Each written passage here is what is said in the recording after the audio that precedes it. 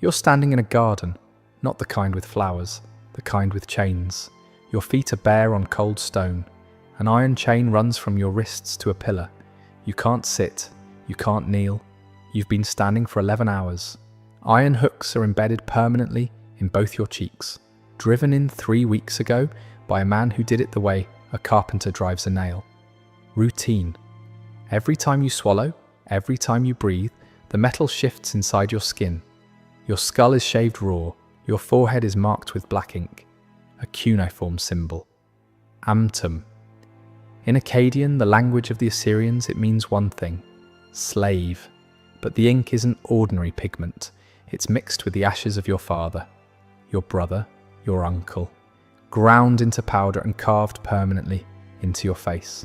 You try to speak, to call out, to say anything, but what comes out of your mouth isn't words. It's a twisted, gurgling sound that makes the guards laugh every single time. Because 3 weeks ago, Assyrian surgeons removed your upper lip, not to end you, not to silence you, just enough so that every sound you make for the rest of your life comes out distorted, inhuman. And you're not alone. Along this garden, dozens of women share your fate. Princesses, queens, daughters of defeated kings, all chained, all marked, all transformed into something their own mothers wouldn't recognize. And the worst part? They don't want you to die. They need you alive, for decades, standing right here, where every ambassador, every merchant, every subject of the empire walks past you every single day. Because in the Assyrian Empire, death was mercy. And mercy didn't exist, what you just felt in 60 seconds. These women lived for decades. If you want to know how deep this goes, subscribe and like this video right now. Because I'm just getting started. This was not an exception. It was standard procedure, documented in the Assyrian Royal Annals, translated by archaeologist Austen Henry Layard, preserved today in the British Museum. You can walk in and see the evidence with your own eyes. The Assyrian Empire ruled Mesopotamia for over 300 years, from 911 to 609 BC. During that time, kings like Ashurnasirpal II bragged openly about what they did to enemies, flaying generals alive, impaling prisoners on stakes outside city gates, building pillars out of human skulls. Professor Kirk Grayson documented all of this in Assyrian royal inscriptions. They recorded every act with the same precision a merchant would use to count grain. But here's what most people don't realize. All of that, the flaying, the impaling, the skull pillars, that was for soldiers, for men captured on the battlefield, for the women, the queens, the princesses, the daughters of anyone who defied them. The Assyrians designed something far worse. Because destroying a body takes seconds. Destroying a person's entire existence while keeping them breathing, that takes genius. Dark, calculating, methodical, genius. It started with the name. In our world, your name is a label, something on a document. In ancient Mesopotamia, your name was your soul made into sound. It was your existence before the gods. Without your name, you didn't just lose your identity, you ceased to exist in any spiritual sense. You became nothing. So when the Assyrians captured women from enemy royal families, the first thing they destroyed wasn't their bodies, it was their names. Every inscription bearing the woman's name was located and erased. Every tablet, every record, every trace of who she had been, replaced with designations like the one who shall not be named, or a number on a ledger. In one deliberate act, her soul was erased before the gods while her body still breathed. The tablets from the Royal Archive of Mari, discovered by French archaeologists in the 1930s, document the case of a princess from the kingdom of Elam, delivered as tribute to King Tiglath-Pileser III. Her crime? She didn't conspire, she didn't betray anyone. Her only crime was surviving when her city dared to rebel. The scribes recorded what happened next with the same cold precision they used to catalogue grain shipments. First, they erased her name from every record in existence. Then they turned to her body. And this is where the Assyrians showed what they were truly capable of. They didn't beat her. They didn't break her bones. What they did was far more calculated. They removed her upper lip with surgical precision. Not enough to disfigure her completely, just enough so that every word she spoke, for the rest of her life, came out twisted, distorted, a sound that made anyone who heard it look away in discomfort. Think about that for a second. This was a woman whose voice once recited hymns in the great temples of Elam, a voice trained for beauty, for worship, for commanding rooms full of nobility. The Assyrians took that exact instrument of power and turned it into a weapon against her. Every syllable she uttered became proof of what had been done. Every sound that left her mouth became a warning to anyone within earshot. Then they chained her in the palace gardens at Kalhu, modern-day Nimrud in Iraq, where ambassadors, merchants, and thousands of ordinary subjects would walk past her every single day. She wasn't hidden. She was displayed, strategically, deliberately, because the Assyrians understood something terrifying about the psychology of fear. A dead enemy is forgotten in a week. A disfigured, living enemy standing in chains where everyone can see her, she's remembered for generations. But what happened in those gardens was just the standard procedure. What comes next is what the Assyrians did when they truly wanted to send a message. In 647 BC, King Ashurbanipal conquered Susa, the capital of the Elamite kingdom. This wasn't just another campaign. The Elamites had defied Assyria for decades, and Ashurbanipal wanted the entire ancient world to know what that defiance cost. Among the spoils, he captured the three sisters of the Elamite king Tumen, three women of royal blood whose beauty was spoken of even in the distant markets of Babylon. What happened to them is not legend. It's not oral tradition. It is carved in stone. The reliefs of the North Palace of Nineveh, discovered by archaeologist Hormuzd Rassam in 1854, now sit in the British Museum. You can see them today. They are not metaphors, they are documentation. The three sisters were subjected to what the Cuneiform texts call the transformation of the divine form. A process that lasted months, not days, not weeks, months of systematic, medically supervised alteration of three human bodies. The goal, according to scholars who have studied these records, to make them stop looking human without letting them stop being alive. Think about the machinery required for this.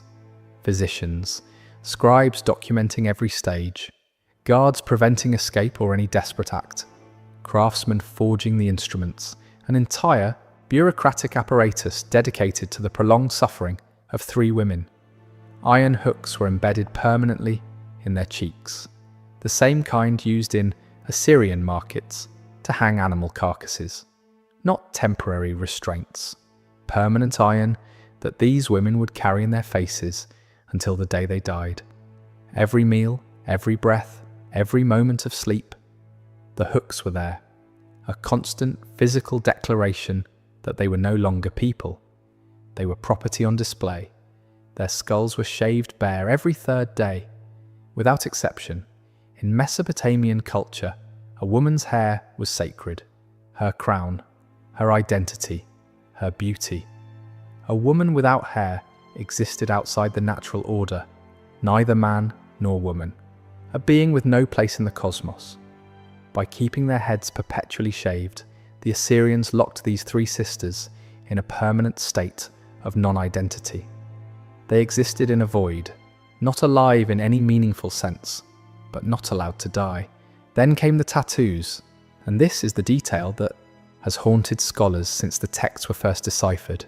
Symbols of servitude carved into their foreheads with permanent black ink mixed with the ashes of their own family members who had perished after Susa fell. Brothers, uncles, cousins, people they had loved, reduced to pigment.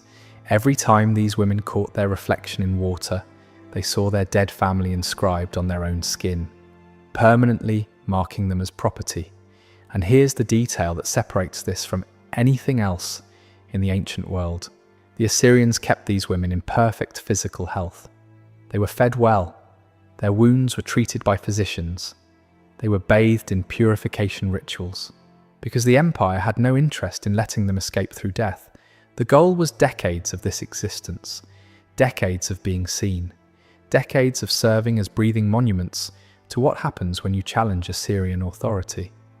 The letters of Ashurbanipal, translated by Assyriologist Simo Parpola in Letters from Assyrian Scholars to the Kings, reveal that the king personally consulted his physicians about maximizing these women's lifespan. He wanted regular reports. He wanted to know they were still breathing, still on display, still useful. This was not the rage of a madman. This was calculated, bureaucratic, medically supervised, an entire apparatus of state dedicated to keeping 3 women alive in a condition worse than death, because their suffering was more valuable than their corpses could ever be. If you've made it this far, you're one of the few who can hear these stories without looking away. Drop a comment and tell me, should these stories be told? And if you haven't subscribed yet, do it now, because what comes next is even darker. Deep in the archives of the city of Asher, there exists a text that German Assyriologist Friedrich Delitzsch first translated in 1902. For decades, it was kept buried in academic catalogues. No full English translation was published. The reason? Scholars considered the contents too disturbing for the public.